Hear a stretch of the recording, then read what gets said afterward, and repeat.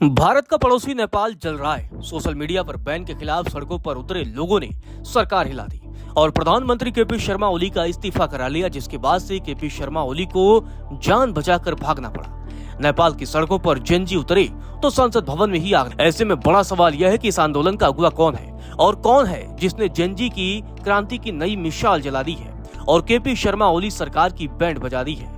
इस आंदोलन के पीछे आपको बता दें कि जिस शख्स का हाथ है उसका नाम है सुदन गुरुंग। एक तरह से देखें तो नेपाल में हो रहे इस प्रदर्शन के पीछे का चेहरा सुदन गुरुंग ही है। सुदन गुरुंग के संगठन हामी नेपाल में कोविड-19 महामारी के दौरान लोगों की खूब मदद की, 500 से ज्यादा ऑक्सीजन सिलेंडर अस्पतालों को वितरित किए और तुर्की भूकंप के समय भी सहायता भेजी। सुदन कई अभियानों में हिस्सा ले चुका है। नेपाल सरकार के social media platform Facebook, Instagram, YouTube आदि पर बैन लगाने के खिलाफ जेनजी के हिंसक प्रदर्शन का नेतृत्व सुदन गुरुंग ने किया। उसने इंस्टाग्राम पर युवाओं से शांतिपूर्ण विरोध की अपील की, छात्रों को स्कूल यूनिफॉर्म और किताबें लेकर सड़कों पर उतरने के लिए कहा, जिसके बाद से नेपाल का युवा सड़कों पर उतरता है और देश की संसद को ही आग के हवाले कर देता है। नेपाल में पहले से ही सिस्टम में व्याप्त भ्रष्टाचार, आर्थिक असमानता और कुप्रशासन के खिलाफ गुस्सा भरा हुआ है। इस गुस्से की आग में घी डालने का काम सरकार के सोशल मीडिया बैन करने वाले फैसले ने लिया। सुदन गुरुंग ने नेपाल के युवाओं को एक मंच पर लाने की कोशिश की।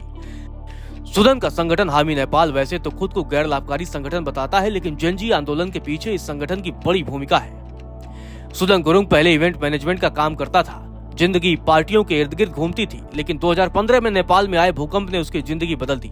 सुदन गुरुंग ने मानवता के कामों में खुद को झोंक दिया और हामी नेपाल की स्थापना की। अब सुदन गुरुंग एक एक्टिविस्ट बन चुका है। उसका संगठन 2015 से ही सक्रिय था, लेकिन 2020 में इसका रजिस्ट्रेशन हुआ। हामी नेपाल ने अपने देश के युवाओं की आवाज को अपना मुद्दा बनाया और सीधे उनके दिल तक पहुंच बनाई।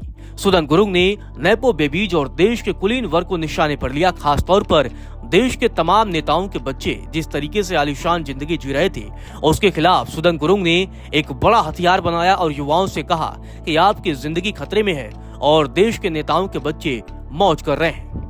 8 सितंबर के आंदोलन के लिए आह्वान करते हुए सुदन गुरुंग ने अपने इंस्टाग्राम पोस्ट में कहा, भाइयों और बहनों, 8 सितंबर वो दिन है जब नेपाल के युवा उठेंगे और कहेंगे कि अब पर्याप्त हो गया।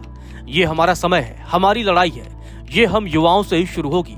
हम अपनी आवाज उठाएंगे, मुट्ठियां भींचेंगे, हम एकता की ताकत दिखाएंगे, उनको अपनी शक्ति दिखाएंगे जो उन्हें झुकने का दम करते हैं। इस पोस्ट ने नेपाल के युवाओं में जोश भर दिया और 8 सितंबर को युवाओं ने प्रदर्शन किया। प्रदर्शनकारियों ने वीपीएन का इस्तेमाल करके कोऑर्डिनेट किया और अपनी आवाज को ओली सरकार के सामने बेबाकी से रखा और इस कदर हिंसा व्याप्त हो गई कि सदन को भी आग के हवाले कर दिया।